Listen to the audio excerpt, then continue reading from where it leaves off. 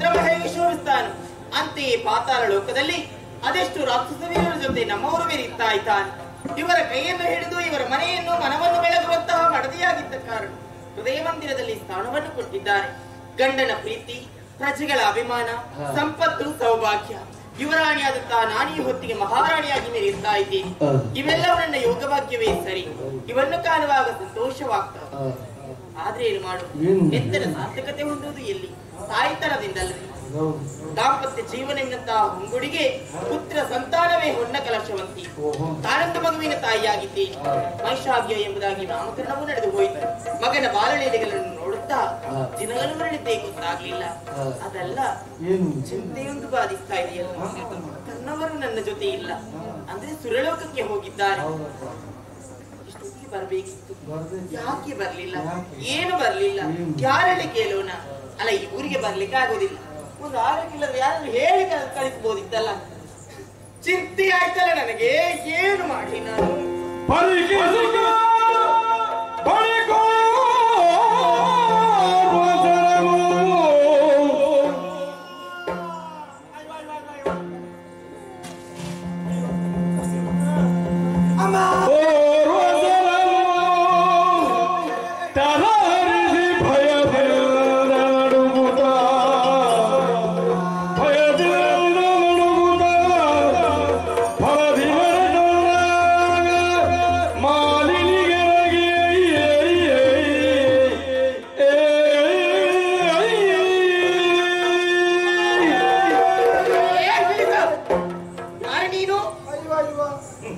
ಮತ್ತೇನಿಲ್ವಾ?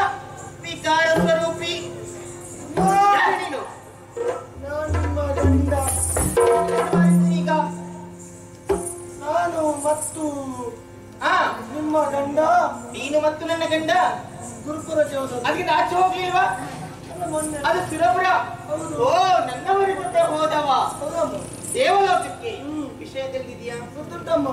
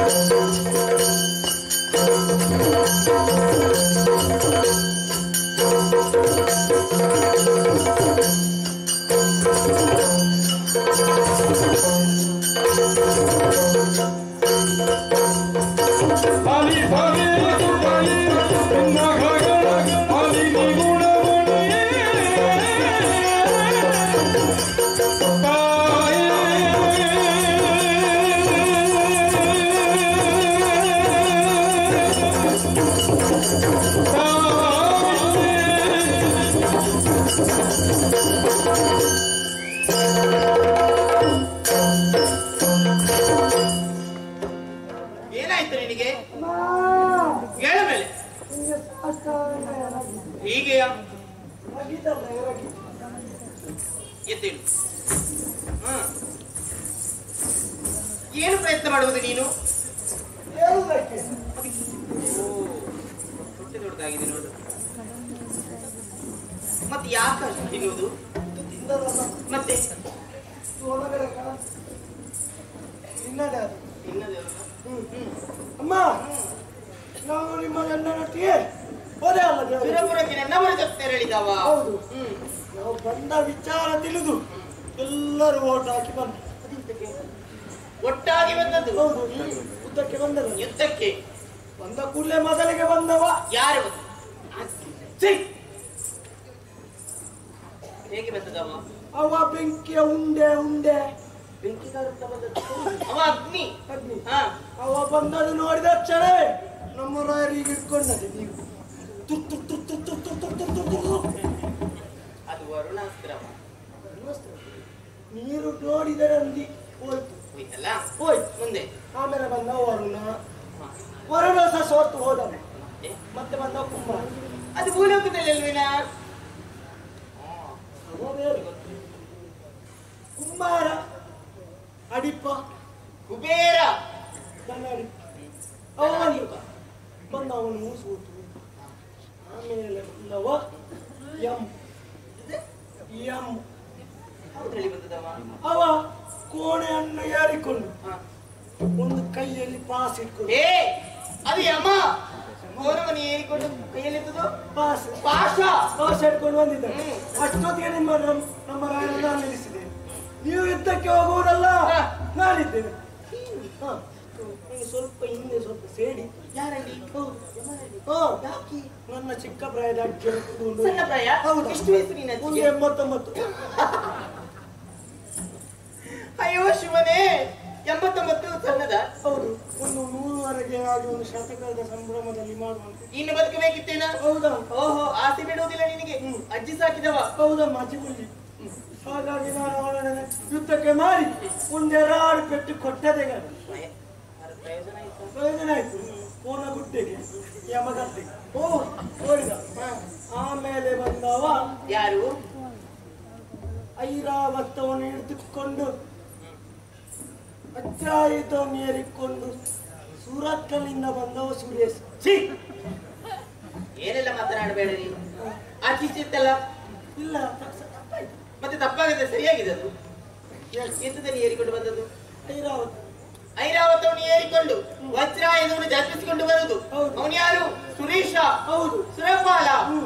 ಅವ ಬಂದ ಕೂಡಲೇ ನಮ್ಮ ರಾಯರು ಕೇಳಿದ್ರು, ನೀನು ಒಂದಕ್ಕೆರಡಕ್ಕೆ ಹೋಗ್ತೀಯ, ಒಂದಕ್ಕೆರಡಕ್ಕೆ ಹೋಗ್ತೀಯ. ಆ ಸೀಮೆಯನ್ನೇ ನಾರಾಯಣನ ಬಳಿ ಒಂದಕ್ಕೆರಡಕ್ಕೆ ಹೋಗ್ತೀಯ. ಹರಿಯಲ್ಲಿಗೆ ದೂರ ನಿಂತ್ಕೊಂಡು ಹೋಗುದು ಅಂತ ಕೇಳಿದ್ರ? ಬಾಯ್ ಬಾಯಿಲ್ಲಿ ಅವನು. ಅಷ್ಟೊತ್ತಿಗೆ ಯುದ್ಧ ಶುರುವಾಯ್ತಮ್ಮ. ಯುದ್ಧ ಶುರುವಾದ ಕೂಡಲೇ ನಮ್ಮ ದೇವೇಂದ್ರ ಸೋತು ಓಡಿ ಹೋದ. ದೇವೇಂದ್ರ ಸೋತು ಹೋದ. ಓಡಿ ಬಿಟ್ಟಲ್ಲ. ಯಾರು ನಿನ್ನ ಸತ್ತಾನದವರು ಸತ್ತು ಹೋದ್ರ? ಅಲೋದು ಯಾಕೆ? ಸಂತೋಷದ ಪ್ರತೀಕ ಯಾವುದು? ನಗಬೇಕು. ನಗು ನಗು ನಗು. ಅಯ್ಯೋ, ಏನದು?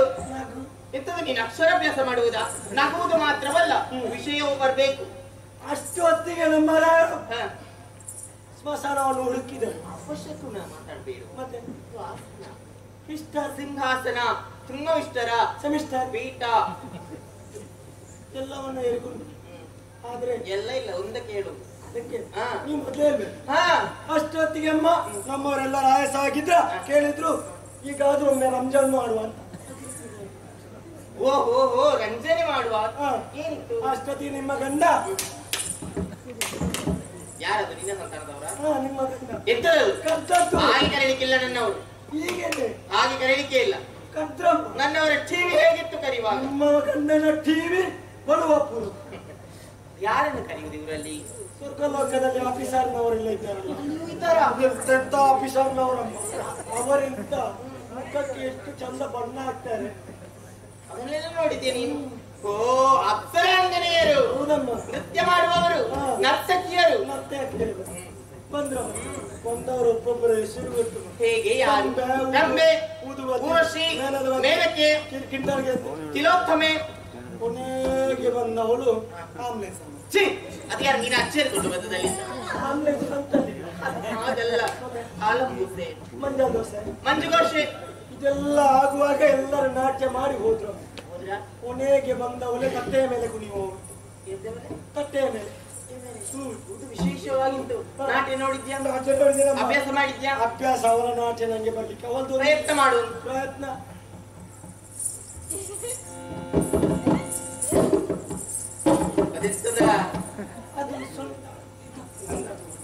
ಆಯ್ತು ಬೇಡ. ಮುಂದೆ ಅವಳ ಹೆಸರು ಹೇಗೆ? ಪುಂಡಿಗಸಿ ಅಂತ. ಅಯ್ಯೋ, ಇವನಿಗೆ ತಿನ್ನುವ ಯೋಚನೆ ಬಿಟ್ರೆ ಮತ್ತೆ ಯಾವುದಿಲ್ಲ. ಮತ್ತೆ ಇದ್ದದು ಪುಂಡಿಗಸಿ ಹಾಗಲ್ಲದು ಪುಂಜಿ ಕಸ್ತಲಿ ತುಟಿ ಮೇಲೆ ಹಿಡಿತಾ ಇರ್ಲಿ. ಅಧಿಕ ಪ್ರಸಂಗಿ ಬಾಯಿಗೆ ಬಂದಂತೆ ಓದಂತ ಇದೆಯಾ? ಪುಂಜಿ ಕಸ್ತಲಿ ಬಂದ್ಲು, ನಾಟ್ಯ ಮಾಡಿದ್ಲು, ಹೋದ್ಲು. ಆ ಹಿಂದೆಗಡೆಯಿಂದ ಒಬ್ಬ ಚಿತ್ರಗಳನ್ನು ಒಂದು ಗಾನ ವೈಭವ. ನಾಟ್ಯ ವೈಭವ ಆದ ಮೇಲೆ ಗಾನ ವೈಭವ. ತತ್ವಂಗವಂತ ಉಂಡ ಠೈನ್ಯ ಠೈನ್ಯ ತತ್ವಂಗವಂತ ತುಂಬ ಠೈನ್ಯ ಠೈನ್ಯ. ಈ ಬಾಯ್ತಲ್ಲ ಎಲ್ಲಿ ಕೇಳಿಲ್ವೆ ನಾನು. ಅದು ಹಾಗಲ್ಲಪ್ಪ. ತತ್ವಂಗದಿ ಗುತಕ ತಯ್ಯ ತಯ್ಯ ತತ್ವಂಗದಿ ಗುತಕ ತೈ. ನಾದೊಂದಲ್ಲ ನಾದೊಂದಲ್ಲ ನಾ ವಾರಿಸ ಈ ನಾದೊಂದಲ್ಲ ನಾದೊಂದಲ್ಲ. ಉದ್ದಿನ ಬಾಯ್ತಾಗಿ ಬೆಂಕಿ ಬಿತ್ತು. ಕೆಟ್ಟವನೇ, ಒಳ್ಳೇದು ಯಾವುದು ಬರುದಿಲ್ಲ. ಅದು ನಾದ್ರದಿಂದ ಅಂತ ಹೇಳು. ನಿನ್ನ ನಾಲ್ಗೆಗೆ ದನ ಬಿಡ್ಲಿಕ್ಕೆ ತಾರೆ ಮಾರ್ನ ಪಿರಿನ ಅರೇ ನನಗೆ ಗೊತ್ತಿಲ್ಲಪ್ಪ. ಅದು ಬಾಯ್ತಾಲ ಇದು ಏನದು? ಅಷ್ಟೆಲ್ಲ ಆಗುವಾಗ ನಿಮ್ಮ ಗಂಡ ಸಂಭ್ರಮದಲ್ಲಿರುವಾಗ ಸಂತೋಷಲ್ವೇನಾ? ಹಾಲಾಡಿಂದ ಒಬ್ಬ ಬಂದ. ಹೇಗೆ ಬಂದದ್ದು? ಅವ ಹಾರಾಡಿಕೊಂಡು ಬಂದ. ಹಾರಾಡಿಕೊಂಡು ಬಂದದ್ದು? ಎಕ್ಕ ಎಕ್ಕ ಎಕ್ಕ ಎಕ್ಕ ಎಕ್ಕ ಎಕ್ಕ ಎಕ್ಕ ಎಕ್ಕ ರಾಜ ಪಿಂಗಲಾಕ್ಷ. ಯಕ್ಷರಾಜ ಪಿಂಗಲಾಕ್ಷ ಬಂದ. ಬಂದು ದೂರದಲ್ಲಿಂದ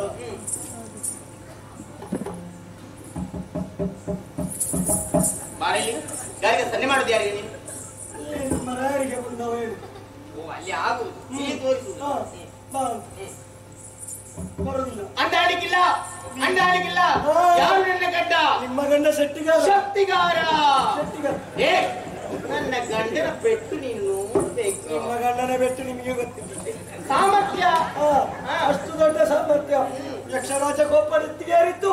ಒಂದೊಂದು ಯಾರು ಯಾರಿಗೆ ಬಾರಿಸಿದ್ದು? ನಿಮ್ಮ ಗಂಡ. ನನ್ನ ಗಂಡ ಅವನಿಗೆ ಬಾರಿಸಿದ್ದೆ. ಮತ್ತೆ ಅವ ನಿಮ್ಮ ಗಂಡಗೆ. ಅಯ್ಯೋ ದೇವ್ರೆ, ಇವರೇನು ಮಾತನಾಡಲಿಲ್ವೇ? ಮಾತಾಡಲಿಲ್ಲ. ಕುಳಿತಲ್ಲಿ ನಿಂತರು. ಯಾಕೆ ನಿಂತವರಲ್ಲಿಗೆ ಅಯ್ಯೋ ದೇವ್ರೆ, ಯಾಕೆ ಕುಳಿತದ್ದು? ನಾನು ಯೋಚಿಸಿದ್ದು, ಇವರು ನಿಂತು ಏನು ಮಾಡಿದವರು ಕುಳಿತುಕೊಂಡಾದ್ರೂ ಏನು ಮಾಡಿ ಯಾರು ಎತ್ತದದು ಯುದ್ಧ ಏನು ಮಾಡ್ಲಿಲ್ವೇ? ಮಾಡ್ಲಿಲ್ಲ. ಅಯ್ಯೋ ಯಾಕಂತೆ? ಏನಾಗ್ಲಿಲ್ಲಲ್ಲ? ಏನಾಗ್ಲಿಲ್ಲ. ಕುಳಿತಲ್ಲಿಗೆ ಬಲದ ರೆಕ್ಕೆ ಮತ್ತೆ ಯಾರು ಬಾರಿಸಿದ್ದು? ಅವನೇ.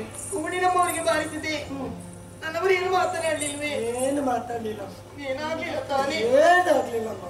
ಕುಳಿತಲ್ಲಿಗೆ ಮಲಗಿ. ಅಯ್ಯೋ ದೇವ್ರೆ, ಯಾಕೆ ಮಲಗಿತ್ತು? ಗೊತ್ತಿಲ್ಲ. ಹೋಗಿ ನೋಡ್ಬೇಕಿತ್ತು. ಸ್ವಲ್ಪ ಗಾಳಿ ಬೀಸಬೇಕಿತ್ತು. ಯಜಮಾನ್ರೆ ಸೂಸು ಕರೀಲಿಲ್ವೇ? ಚೇತರಿಸಿಕೊಳ್ಳಲಿಲ್ವೇ? ಅಯ್ಯೋ ಏನಾಯ್ತು? ಹತ್ತಿರ ಹೋಗಿ ಬಗ್ಗೆ ನೋಡಿದೆ ಅಮ್ಮ. ಇಷ್ಟು ಉದ್ದವರೆಗೆ ನಾಲಿಗೆ ಚಾಚಿ ಸತ್ತೇ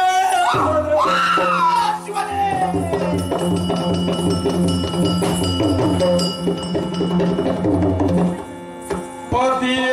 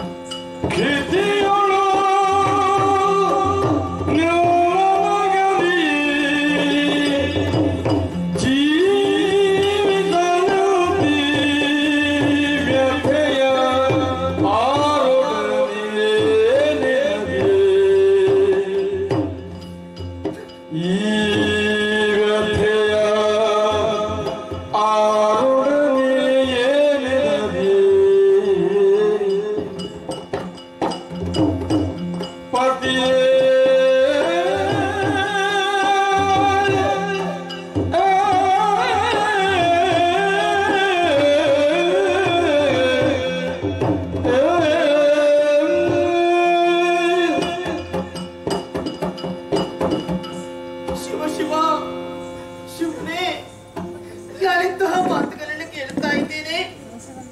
ಇದನ್ನು ಕೇಳಿ ಸೇರಿಸಿಕೊಳ್ಳುವಂತಹ ಶಕ್ತಿ ನನ್ನಲ್ಲಿ ಖಂಡಿತವಾಗಿಯೂ ಇಲ್ಲ, ಖಂಡಿತವಾಗಿಯೂ.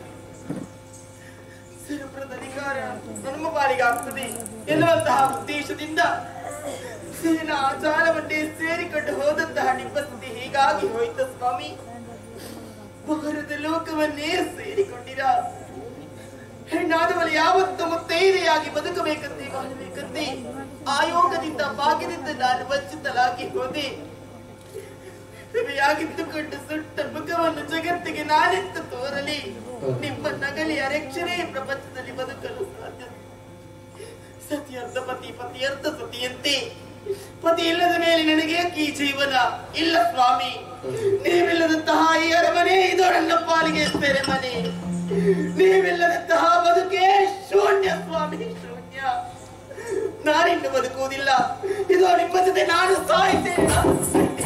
ಅದು ಫಲವೇ ನಿನ್ನ ಸುಮ್ಮನೆ ಸತ್ತವರು ಜೀವಿಪರೆ ಸಮರ ಸಮರ್ಥನಾಗಿಯ ರಣಮೈಸಾಗುನಗೆ ಹದನಗಳ. ಇಲ್ಲ, ನಾನಲ್ಲಬಾರ್ದು, ನಾನೆಲ್ಲ ಕೊಡದು, ನಾನು ಕಣ್ಣೀರು ಹಾಕಬಾರ್ದು. ನಾನು ಎದ್ದು ಸಾಧಿಸಿ ತೋರಿಸಬೇಕು. ಹಾಗಿದ್ರೆ ನನ್ನ ಈ ಸ್ಥಿತಿಗೆ ಕಾರಣರು ಯಾರು? ಯಾರು ಕಾರಣರು? ಯಾರು ಯಾರು ಯಾರು ಯಾರು ಯಾವ ದೇವತೆಗಳೇ? ನನ್ನ ಹಳೆಯ ಸಿಂಧೂರವನ್ನೇ ಒರೆಸಿ, ಕೈಯ ಕಂಕಣವನ್ನೇ ಕಡಿದು, ಕೊರಳ ಮಾಂಗಲ್ಯವನ್ನೇ ಚರಿದು, ಮುಳಿಯ ಹೂವನ್ನೇ ಬರಿದಾಗಿರಿಸಿ ವೈದ್ಯ ದೀಕ್ಷೆಯನ್ನು ತಂದುಕೊಂಡಿದ್ದೀರಾ. ನಲ್ಲಿ ಹೀನಾಯ ಸ್ಥಿತಿಯನ್ನು ಕಂಡು ಮೇಲೆತ್ತರದಲ್ಲಿ ನಿಂತು ನಗುತ್ತಾ ಇದ್ದೀರಾ. ಇದು ನಿಮ್ಮ ಶಾಶ್ವತವಾದ ನಗುವಲ್ಲ, ಇದು ನಿನ್ನ ಶಾಶ್ವತವಾದ ನಗುವಲ್ಲ ಸುರಪಾಲ. ಇದು ನಿನ್ನ ಕೊನೆಯ ನಗು, ಇದು ನಿನ್ನ ಕೊನೆಯ ನಗು. ನನ್ನ ಕಣ್ಣಿನಲ್ಲಿ ಕಣ್ಣೀರು ಬರಿಸಿದಂತಹ ನಿನ್ನ ಕಣ್ಣಿನಲ್ಲಿ ರಕ್ತ ಕಣ್ಣೀರಲ್ಲೇ ಬರಿಸಿ, ರಕ್ತ ಕಣ್ಣೀರನ್ನೇ ಬರಿಸಿ ಏನು. ಹಾಗಿದ್ರೆ ನನ್ನ ವ್ಯಥೆಯ ಕಥೆಯನ್ನು ಯಾರಲ್ಲಿ ಹೇಳಿ? ಯಾರಿದ್ದಾರೆ ನನಗೆ? ಯಾರಿದ್ದಾರೆ?